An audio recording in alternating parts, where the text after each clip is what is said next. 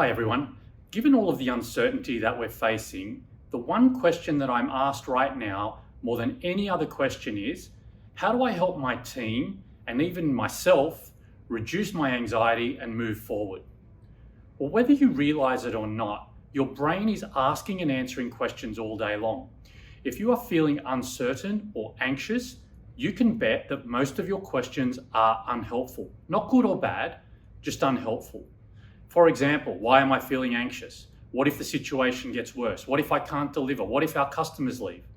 Worst case scenario planning has a place, but each of these questions is perfectly designed to induce feelings of worry, fear, and anxiety. They're simply not helpful if we're trying to lead and lead calmly. If you're asking them habitually, consciously or unconsciously, you're going to find it very, very, very difficult to lead effectively. The good news is that you can alter your emotional state and your outcomes just by asking a better question. It's the simplest tactic of all. And I'll share with you 3 of my favorites. Number 1, what is the best outcome from here? What is the best outcome from here? When something goes wrong, our instinct is to say, what happened? Why did it happen? Who is to blame? That just creates enormous feelings of anxiety and spreads it to others. When we ask, what is the best outcome from here?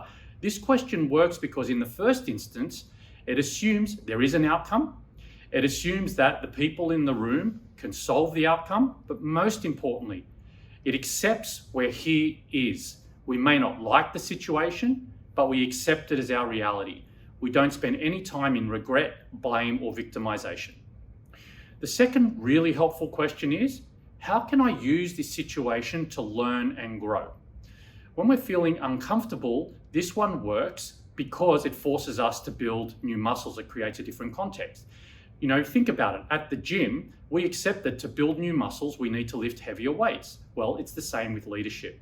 This question works because it takes our attention beyond the pain we're experiencing in the situation, and it places it on the process of learning and improvement. We no longer dread the situation, we embrace it because it represents an opportunity to develop new leadership muscles. The third and final question is, how can I serve others right now? Service is a noble pursuit, perhaps the most noble. To be in service of others is to live our purpose and influence them toward theirs. It's also near impossible to experience anxiety when we're focused on serving others, for the simple reason that we must shift our attention from me and my worries to them and their needs. Anxiety is the most contagious affect or emotion in the human condition. It's definitely not what we want from our leaders and definitely not what we want from them right now. The good news is calm is the second most contagious, and you can shift from one to the other, from anxiety to calm for yourself and your team just by asking a better question.